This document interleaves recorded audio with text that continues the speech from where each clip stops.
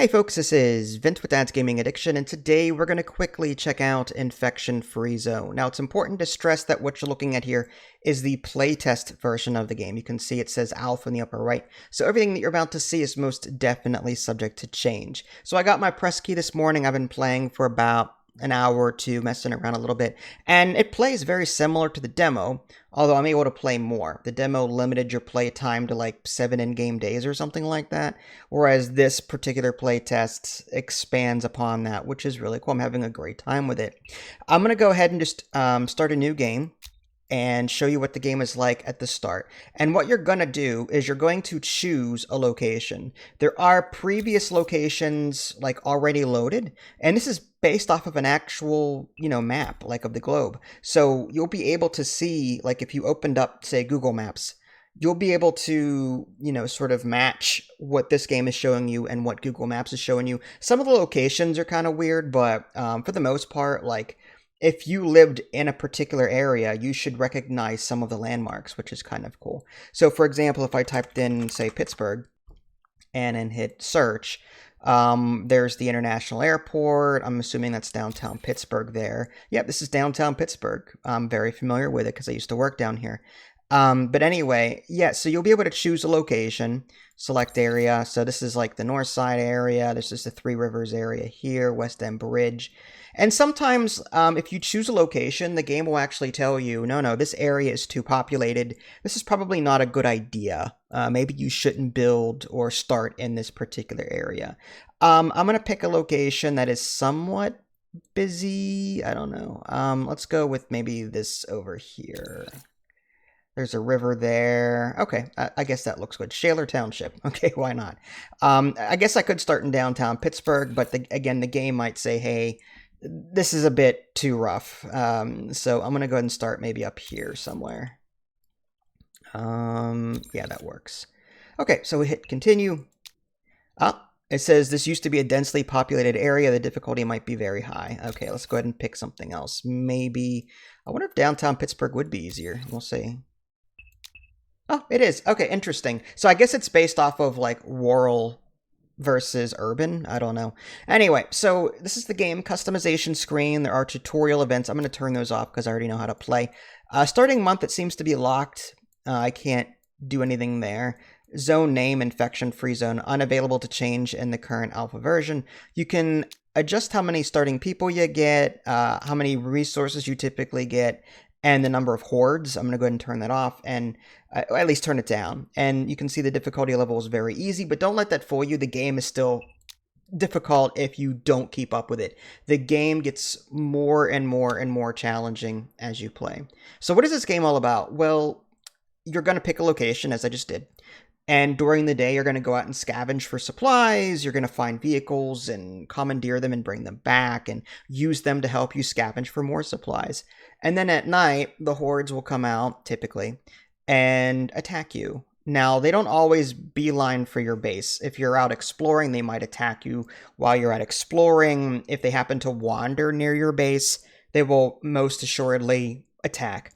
So it's your job to build up your base. You're going to choose actual like houses and buildings on the map and convert them into shelters, into, oh, I don't know. There's you can build watchtowers, there's warehouses, there's research centers. You'll see all of that whenever we actually load in this particular playthrough. Okay, so here we are. I get to choose a home location. Now, this is downtown Pittsburgh. I guess we'll do something central so that it's easy to explore and scavenge. Pittsburgh Plate Glass Company, Thayer Hall, PNC Bank here, Pittsburgh Parks and Recreation Department, Boulevard of the Allies. Having issues with this map? No. So let's just pick something central. So maybe this building here. It looks fairly big. And we'll hit confirm. Okay. So from here, we'll be able to, I'm going to go ahead and pause it, and we'll be able to send our squad out to explore. All right, let's go ahead and just get past this part here. Switch channel. Okay.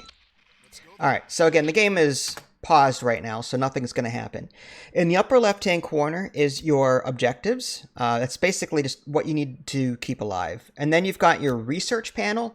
You'll be able to explore the environment and gather books. And you can bring these books back, and then you can then research, assuming you've got a laboratory set up.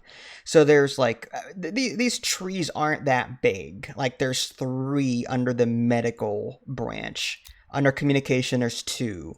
Under chemistry, there's 4. There's 4 under arms production. There's 3 under construction and 4 under food. So I was hoping for a bit more than this, but you know, I'm fine with the game as is at the moment. Okay, let's go ahead and close that down. There's a weather forecast. There are certain weather events that might actually trigger more or less zombie hordes at night. Like if there's a full moon or a very bright moon, for example, the zombies will not come out and you'll be able to work at night, which is good. So let's go ahead and close that. And then you've got your time of day in the upper middle there. You can adjust your speed, game speed, and then you've got your various resources. You've got food, ammo, weapons, fuel, construction materials, and materials there as well. I don't like when the tooltip like completely obscures certain things. That's one thing they should probably work on. On the bottom left is the build menu. At the moment, I can build warehouses, shelters, and then there's more like fields, barns, cookhouses. There's barbed wire, wooden gates, metal gates. There's wooden towers, metal towers, and there's more to unlock over time. This is the gather button, and you'll be able to gather metal, bricks, and wood. So if I click on wood, for example, and draw out, there, we'll go ahead and gather some wood from that location. Let's see if there's any bricks nearby. Looks like there's some bricks right there that they're going to gather. And lastly, some metal, if we can find some metal, which, there it is. Okay, so we've highlighted some. Now on the bottom left as well, there's a number, citizens panel. It's kind of hard to see. There's no way to expand the UI as far as I know. But you'll be able to sort of fine tune what you want. Scavenger 30 out of 172. We can reduce that number and free them up for other things if we needed to. For example, we're going to be building soon, so we need to make sure we've got some extra people there for building. We're also going to recruit a new squad. We can have, it looks like, up to 6 possibly. I'm going to go ahead and create a new squad. That's going to use some of our people, but now we have an extra squad and we can go around and look for things. Let's go ahead and explore that building there. Now you can also, when you click on someone, you can shift right click rather, and they'll explore those buildings in the appropriate order.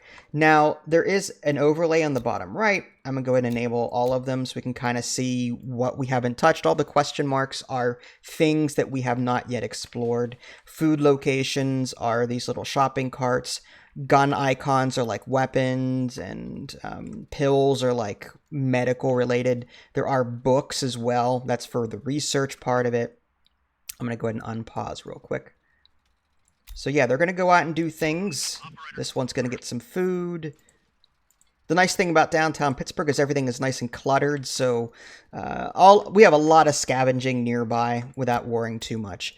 We still have 12 people not doing anything, so once we explore these buildings, we'll be able to build shelters and warehouses. Warehouses are super important. Without them, you can't store your supplies, so you need to get that going. Your headquarters does have limited capacity, but typically you're going to need more than that. I'm going to go ahead and fast forward time a bit and just get this ball rolling. All right, so this building is now clear. Let's go ahead and move down to that one. Your people will automatically go back to base whenever they have full inventory. You can actually see squad resources on the right here. This will fill up with things as they find them. Like this one already found 4 food, but they'll head back once they're done searching. Click on the building itself and you'll see this is a very slow process. I'm going to go ahead and stop that for the moment. A rural area, it probably would have been better. Just because there's more room to build towers and the like, but you get the idea. This is just for example purposes. I have another separate playthrough that I'm currently working on that I'm enjoying a whole lot more. Okay, I'm going to go ahead and fast forward. Okay, so this building is empty now, so I'm going to go ahead and go to build menu, and let's see here. Let's go up to the shelter, and we'll put a shelter there. You can shift click. So the builders will come over here and start building these things. All right, let's go ahead and fast forward time again. There's nothing left. All right, we're going to need a warehouse, so we'll get that started right next door. You can rotate with Q and E. We're on the move. Now, as you zoom out, you'll see that the area is quite big, and there's question marks beyond that. So you'll be able to actually, like, I guess, explore more of this over time. I haven't gotten that far. Notice there's a white border separating, so I have to wonder if that's like some kind of technology that will allow me to create other bases. That would be really cool, but I have not gotten that far yet, admittedly. Okay, so this guy is not doing anything as far as I can tell. We'll just continue exploring these little buildings. Shift right click, shift right click. Work's done. Head back to your shelters. Reporting.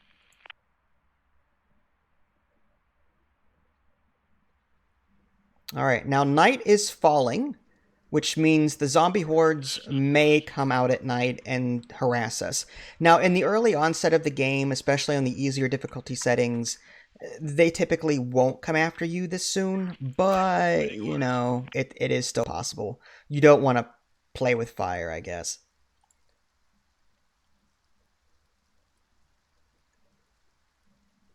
Another one incoming. Oh, we do have incoming. Okay, so let's go ahead and get back into our building there.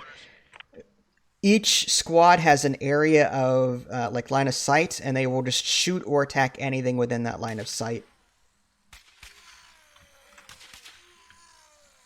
Alright, well, they're dead. Nice. Receiving.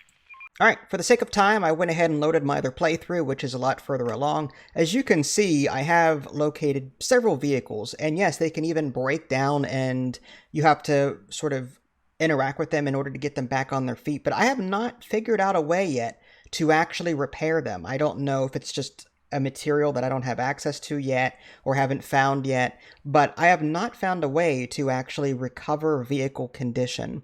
You can add more fuel to the car. I'm gonna guess that there is probably some kind of repair thing in the game, but I haven't found it yet. These wrenches, for example, advanced tools, can be produced in the tool factory used for advanced buildings and productions, but it doesn't say that it actually repairs things. So, yeah, I mean, I was hoping for some kind of, like, building that served as a maintenance building where it'll repair all of the buildings that are currently damaged. As it stands right now, you have to click on something and click on repair in order for them to come over to it and repair. Sir, the people have reported hearing a lot of noises coming from underground. They're afraid that it could be infected moving through the sewers and tunnels. We need to bolster our defenses and be ready to attack from within, too. We'll be ready. Okay, so other things that I constructed, there are some fields here. These will automatically grow wheat, I guess. And there's also a cookhouse where you can convert that, along with some wood, into some more food. Now, there are seasons in this game. Every day is a month in this game, and right now I'm in December. Crops will not grow in the wintertime, so you kind of have to make sure you've got a lot of food stockpiled and ready to go.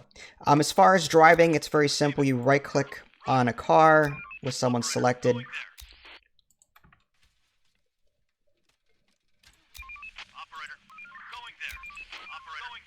All right, and then you tell them where to go. So I'm going to zoom out, see if there's anything nearby. There's a lot of food over this way I might want to take a look at. Looks like there's medicine and ammo here, so maybe I assign one person to that. And I'm going to assume that way.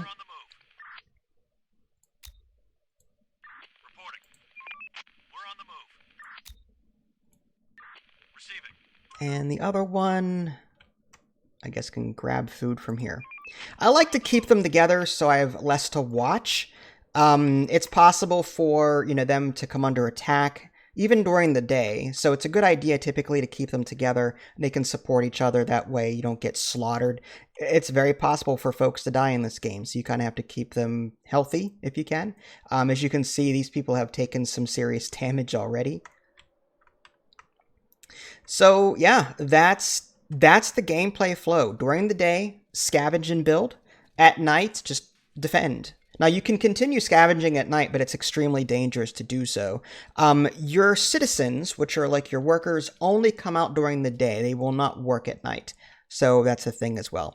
So overall, I'm enjoying this current playtest. I'm really looking forward to getting a lot farther than I did and unlocking more things. I want to see what else is possible. If you guys are interested in a full-fledged playthrough, I'll be happy to do that, but there has to be some interest. And the best way to do that would be to let me know on my Discord channel. Just, there's a link in the below description. Click on my Discord channel, join that, and just, let me know, hey, I'd love to see more of this game.